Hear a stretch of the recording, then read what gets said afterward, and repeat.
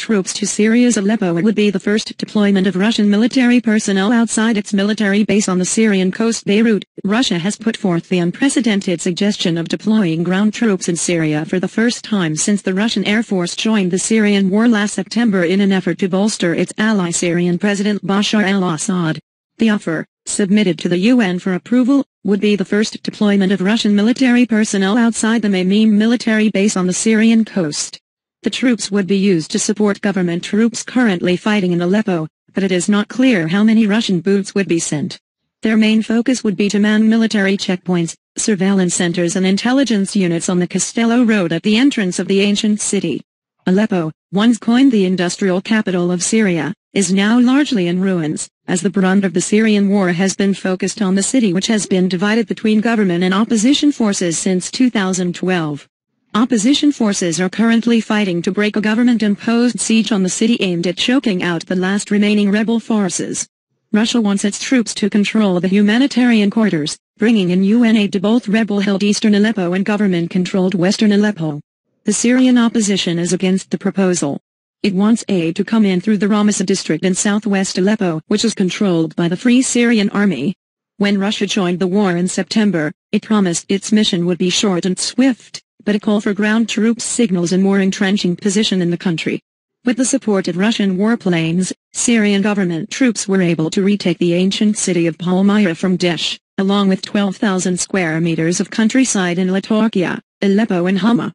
While Russia said its entry in the war was to defeat Daesh, it has largely focused its efforts on striking al-Nusra Front and other Turkish-backed rebel groups who, in their view, are terrorists.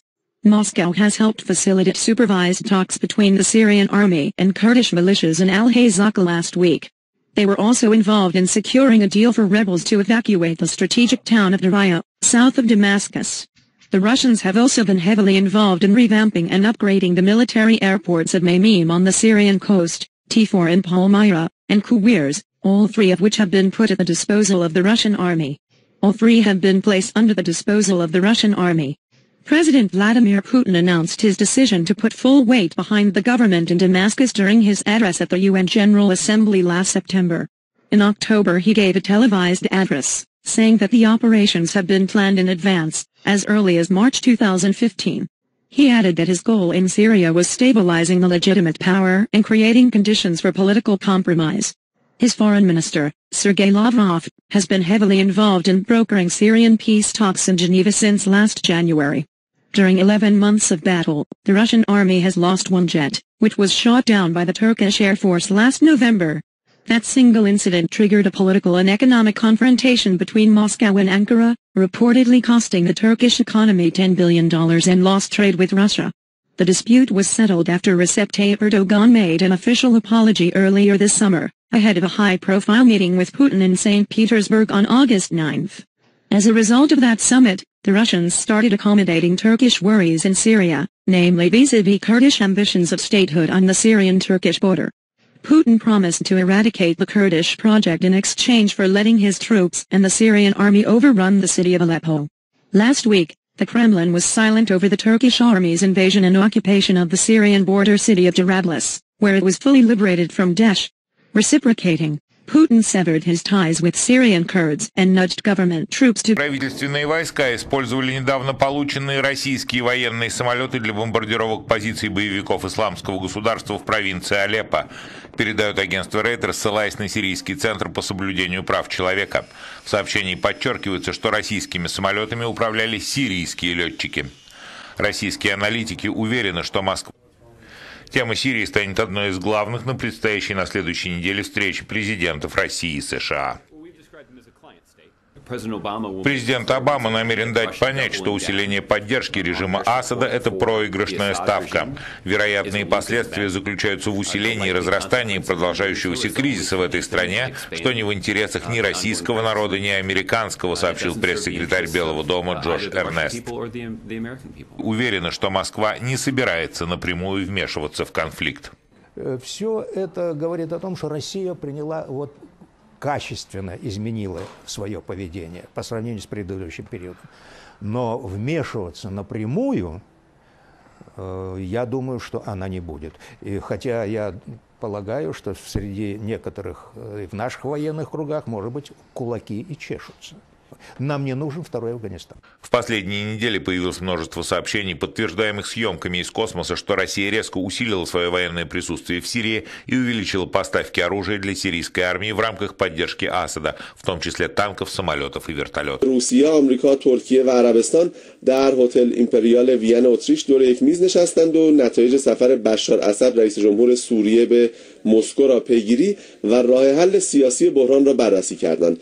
کری وزیر خارجه آمریکا این نشست را سازنده خوانده، اما عادل الجبیر وزیر خارجه عربستان گفته توافقی میان چهار طرف درباره برکناری بشار اسد وجود ندارد. قرار است چهار وزیر اواخر همین ماه نشستی فراگیرتر داشته باشند، اما وزیر خارجه فرانسه گفته هفته بعد بدون حضور روسیه همتایان آلمانی، انگلیسی، آمریکایی و سعودی خود را در پاریس گرد هم خواهد آورد تا درباره سوریه هم نظر شوند. اما در تحولات میدانی، خبرنگار اعزامی صدا و سیما به سوریه خبر از آزادی دو شهر بلاس و کفر عبید که روستاها و مناطق مهم و وسیعی را در بر میگیرد و راه را برای بازگشت مجدد تکفیری ها میبندد. اینجا محل تجمع تروریست های احرار شام بوده که تا چند ساعت پیشم توی همین محل بودم و ارتش سوریه کلا اینجا رو پاکسازی کرد.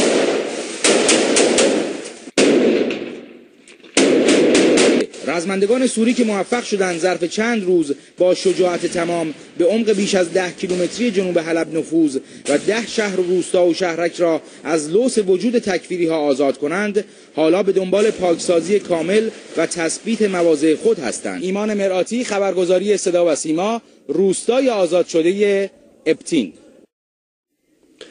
همزمان با پیشروی‌های ارتش و نیروهای مردمی سوریه، برخی منابع خبری از دومین حمله جنگنده‌های آمریکا به شبکه توزیع برق سوریه گفتند. حمله به بزرگترین نیروگاه تامین کننده برق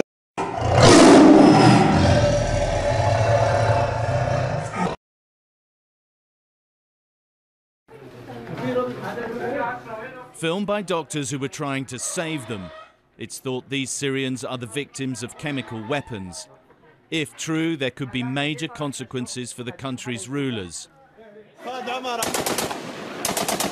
With Syria's civil war still raging, this hospital video was passed to a Times journalist working in the country. I've been to the location of the attack. I've interviewed survivors there. I've followed up their trail to the hospital in which they were treated, spoken to the doctors who treated those casualties, seen the video taken by the doctors of those immediate moments, and it's pretty apparent that chemical weapons are being used in war in Syria. How are you? Last month in Israel, President Obama repeated his warning that if chemical weapons are used, he would take action. Now, though, the language is more cautious. America says there is evidence the nerve agent sarin has been used by Syria's Assad regime, but insists more facts are still needed. In Washington, leading Republicans are demanding that the US president takes immediate action. The President of the United States said that if the Bashar Assad used chemical weapons, it would be a game changer, that it would cross a red line.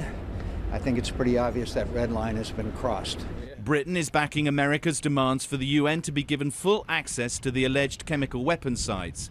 If its investigators find chemical weapons were used against these people, the pressure on President Obama can only grow.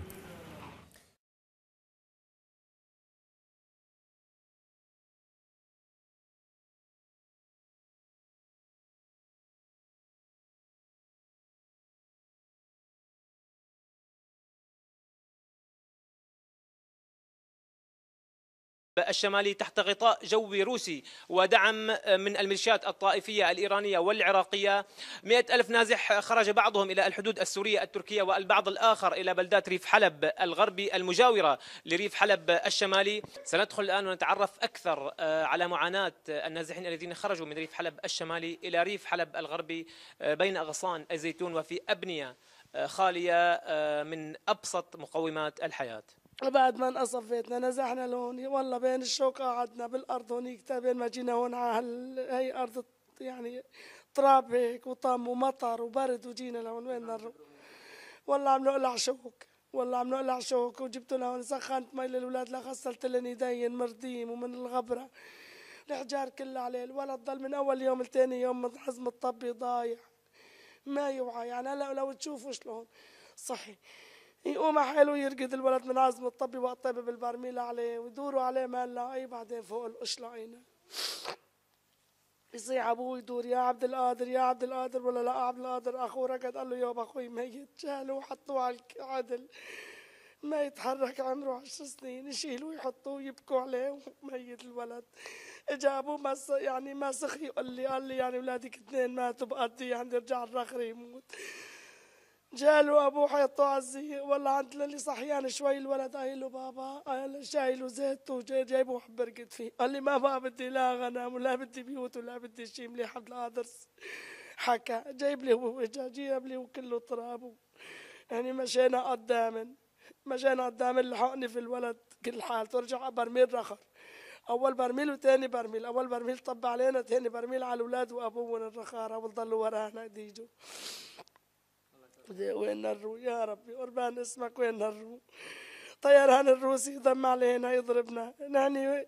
نعني كلتنا ارهابيه. الغنمات ارهابيات حواوين مقطعات لسانات اطفال هالقد واسع الوال صغير ابن ضرتي هالقد. بقول لك اجت الطياره الحلبيكي رقد اجت حالته اجت الروسيه برقد بحكمني والله بلفني هيك وبقبص بحضني ابن ضرتي من خوف. طفل عمره 3 سنين. نحن كنا باركين في بيوتنا بامان الله عرفت شلون. واجانا الطيران الروسي فجأة بلش فينا بالقنابل العنقودية والصواريخ والضيعة كلها ب40 نزحت ونزحنا وجينا ما بقينا نعرف وين نروح بس نلاقي محل نبرك فيه. ايوه مشينا مشوا 3-4 ساعات على اجرينا لحتى وصلنا على هالمنطقة هاي.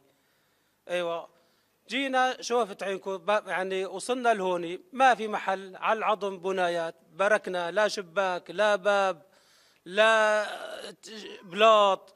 بركنا على نجس تبع الغنمات. وهي الغنمات نحن وياهن بيركين سوا. شوفت عينكم نحن والغنم بيركين بيت واحد. ايوه عم ناكل وعم نشرب مع الغنمات. ضربنا طيار روسي اول شيء عن اودي ضربنا بيوتنا هدت فوقنا كلها. هلا طبت بيوتنا بالضيعه طبت امبارحه ما بنقعد ولا بنسكن طاول. وهون تخسيننا كله على البابور على القاز وعم ننقل. هلا ها بالمي رحت نقلت مي وجبت وخسيل هوني والله يتوالى الامر. ما ايشنا نساوي ما عم بطلع بايدنا شيء نساوي. روح خلقنا روح شبابنا روح بيوتنا ما دشر حوالينا شيء. هاي عيشي هاي هيك كل يوم نتقاتل نحن هالعيشة كرمال عم نرقد كرمال هالحيوانات على السطل هاللبن بدنا نعيش من وراه. وهل شوفت عينك هالزبل وها قاعدين فيناتو وقاعدين جوا عم ننام مع بعضنا عتمي ما عم نطص بعضنا طاول ضوء قاص بالليل وبالنهار مشعلينه. الله يفرج عنكم يا خالتي. إذا كما شاهدنا الآن معاناة النازحين يقطن بعضهم في حظيرة الأغنام وبعضهم يقطن بين أشجار الزيتون بمحيط ريف حلب الغربي هنا بعد أن هجرتهم قسريا الطائرات الروسية والراجمات الروسية بقصفها على بلدات وقرى ريف حلب الشمالي. القصف الممنهج في ظل حملة عسكرية شرسة يشنها النظام على بلدات ريف حلب الشمالي. أكثر من 100,000 نازح نزحوا منهم نزح إلى الحدود السورية التركية وعالقين أيضا على الحدود السورية التركية. والبعض الآخر مهجر إلى أشجار الزيتون هنا وإلى البلدات المجاورة علها تكون أكثر أمنا من القصف الروسي الممنهج على بلدات ريف حلب الشمالي. كان معكم معاذ الشامي من ريف حلب الغربي.